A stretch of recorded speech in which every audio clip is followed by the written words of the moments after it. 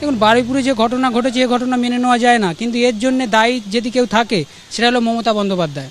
উনি 15 বছর যখন ক্ষমতায় ছিল, দিকে অনেক পার্কশিট থেকে শুরু করে কামদুন থেকে গাইঘাটা থেকে অনেক জায়গায় গণধর্ষণ খুন হয়েছিল, সমস্ত কেস উনি তদন্ত করছিল, ওনার সিআইডি ওনার পুলিশ তদন্ত করছিল, কিন্তু একটাও ন্যায় বিচার এই মমতা বন্দ্যোপাধ্যায় দিতে পারেনি।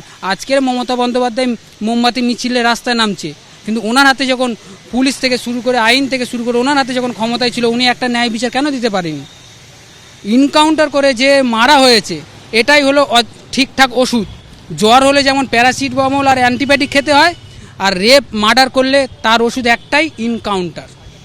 আমরা ন্যায় বিচার পাইনি, কারণ আমরা কেন ন্যায় বিচার পাইনি, কেন মমতা বন্দ্যোপাধ্যায় ন্যায় বিচার দিতে পারেনি? ভোট ব্যাংকিং বাঁচানোর জন্যে তাদেরকে ছেড়ে দেওয়া হয়েছে। আমাদের ঘটনাটা ঘটিয়েছিল কে? তৃণমূল প্রধানের ভাইপো। যেমন সন্দেশখালীতে শেখ শাহজাহান রাজত্ব চালাতো, কামদুনি শাসন এলাকায় আনসার আলী তার সহকর্মীরা রাজত্ব চালাতো। আমার দিদি সেদিনকে বাড়ি ফিরছিল, আমার দিদির গণধর্ষণ ও খুন করে। এটা মমতা বন্দ্যোপাধ্যায়ের নির্দেশে পোস্টমর্টম রিপোর্ট পুরো ভুলভাল করেছে। আমি কাঁদতে কাঁদতে আসি, আমার মেয়ের কোনো ন্যায় হয় নাই। লোয়ার কোর্টে ফাঁসির ব্যবস্থা হইলেও হাইকোর্ট সুপ্রিম কোর্টের আমার ওই ফাঁসির ব্যবস্থা হইল না।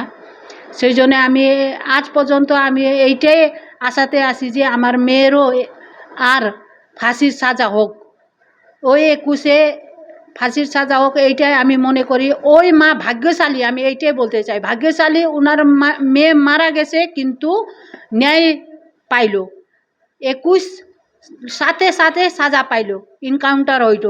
আমার কেসেও মাটিগাড়ার থানার পুলিশ এরকম করতো, আমাকে তখন শান্তি হইতো আমার মনে। হ্যাঁ, আমার মেয়েকে এরকম ধর্ষণ করছে, ওর পরে ও আজকা নাই, ওরও জীবন হারাইতে হয়েছে, আমি এরকম ভাবতাম।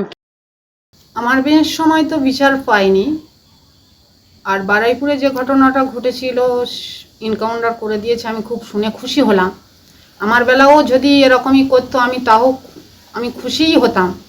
আমি সঠিক বিচার পাইনি, কারণ প্রাক্তন মুখ্যমন্ত্রী যে আমাদের বিচার দেওয়ার কথা বলেছিল, সুবিচার দেয়নি আমাদের। আমি যে লিখিতগুলো নিয়ে গেছিলাম, উনি বলেছিল যে হ্যাঁ দেখবো, কিন্তু কিছুই দেখেনি আমাদের। যে ঘটনা ঘটেছে বারুইপুরে, এনকাউন্টারে মৃত্যু হলো অন্যতম অভিযুক্ত প্রভাস মণ্ডলের, তা নিয়ে রাজনৈতিক প্রতিক্রিয়া একের পর এক আসতে শুরু করেছে। বিরোধীদের কি প্রতিক্রিয়া, মৌসম বেনজির নূর কি বলছেন, দেখব।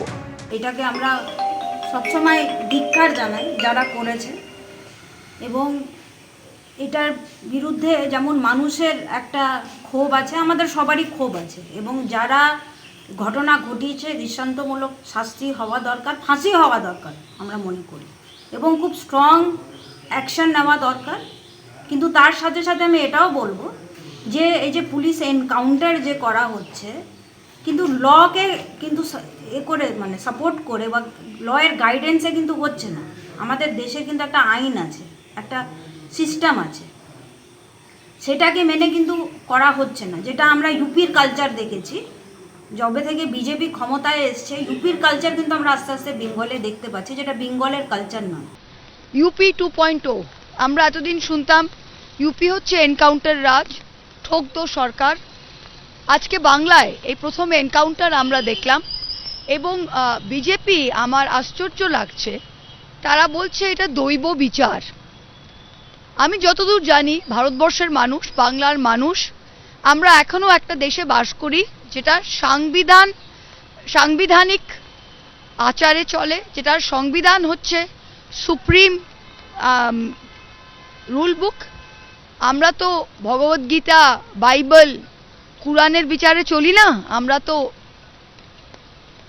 কনস্টিটিউশনে চলি, এবং আমরা বিএনএসএস, আইপিসি, সিআরপিসি যেটা ছিল সেই বিচার ব্যবস্থা, সেই ন্যায় ব্যবস্থায় চলি। সেইখানে দাঁড়িয়ে বাংলার মানুষকে যদি কোনো পার্টি, কোনো সরকার বলে যে তারা দৈব বিচার হচ্ছে, এর থেকে বড় লজ্জাজনক জিনিস হতে পারে না।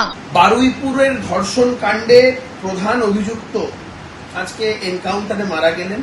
দেখুন, আমি একজন আইনজীবী হিসেবে কখনো এনকাউন্টারকে তো সেভাবে সমর্থন করতে পারি না, ফান্ডামেন্টাল রাইট এই সমস্ত কথাগুলো মাথায় রেখে, কিন্তু ব্যক্তি হিসাবে কথা বলতে পারি যে পশ্চিমবঙ্গে আজকে একটা নতুন দৃষ্টান্ত স্থাপন হলো যে এই প্রশাসন দুর্বল প্রশাসন নয়, এই প্রশাসন কোন রকম কাউকে রেয়াত করার মতন প্রশাসন নয়।